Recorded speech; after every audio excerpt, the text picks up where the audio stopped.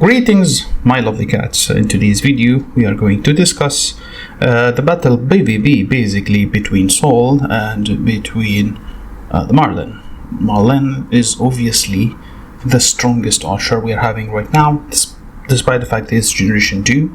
He's still better than Generation 3 in my book because of his rally skill. So his main widget itself is rally, which means it works if you are defending in rally or if you are attacking rally, as far as I know.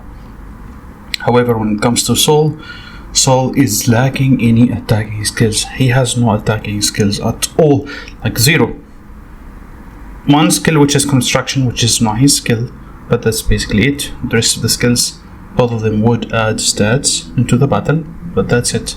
However, his widget himself is a defending widget, which means it's gonna give you an additional attack of 50% if you've maxed it out, which is a lot, because it's like if you have 1,000%, that's like 150 more attack for all of your troops in general.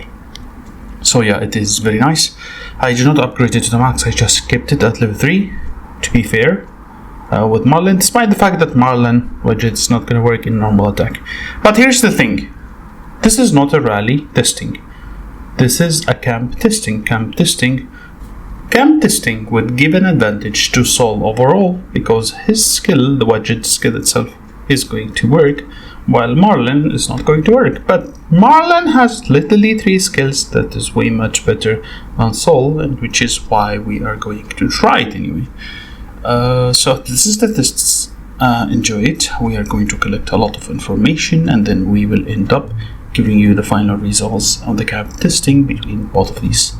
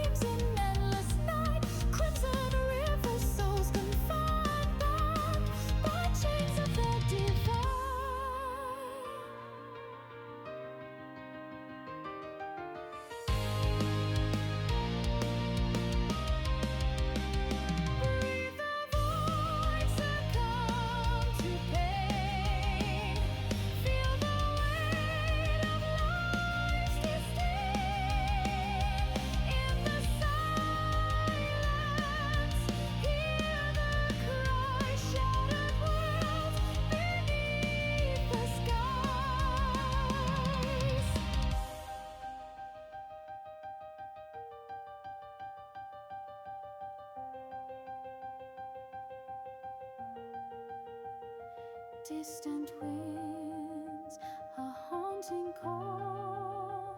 Through the abyss we rise, we fall. Fragile lives, the threads unwind. Lost in shadows undefined.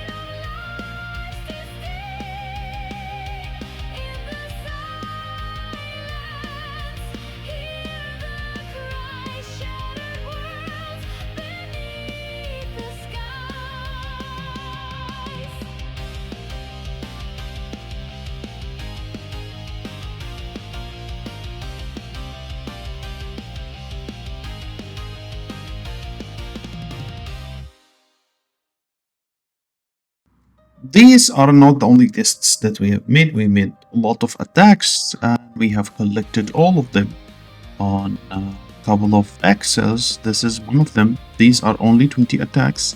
We made 10 attacks with Marlin and 10 attacks with Saul. We tried to somehow make it balanced. Saul had the 5% total attack from his widget. Marlin widget doesn't work in a normal attack, does only work in a rally. So the first two were the equipment test. It had grid equipment, so it scored the highest, 8,269. This is the number of the surviving troops. So for me, 8,200 was the highest surviving, and the rest of the tests are here. And again, there is randomness because of activation of the skills and stuff. As you can see, the highest amount of damage without equipment, the best result I had with Marlin was 8,152 out of 10,000 troops surviving, and best result for Saul is 7,851. I made a couple of attacks too, and since there is randomness, as you can see, it can go below. It can go to 5,000 remaining if the activation was high enough. So here, the minimum I have reached is 5,518, so almost 55% troops remaining left. But for Saul, it reached up to 49. Anyway, the total, the average of the surviving rate was 7,400 out of 10,000, which is like 74% surviving the troops. While when I used Saul, the surviving troops is 6,600, which means there is a clear indication that Marlin is much stronger, not by a huge amount, but it is really much stronger than Saul, especially with the fact that I'm not using a rally, which gives me attack while rally with the attack increase. I'm just using a campfight here to show you how strong this guy is. So guys, that's basically it. If you like my content, please don't forget to like and subscribe, and have a wonderful day. In a city full of chaos and a tangled web of streets lives a furry feline king, the coolest cat you'll ever meet. He's got muscles like a lion, strut that's straight and mean, with a swagger and a purr that makes the ladies scream. He's Catzilla, the beast of the block. When he rolls up, the whole dress rocks. He's got that charm, yeah, he's got that flair.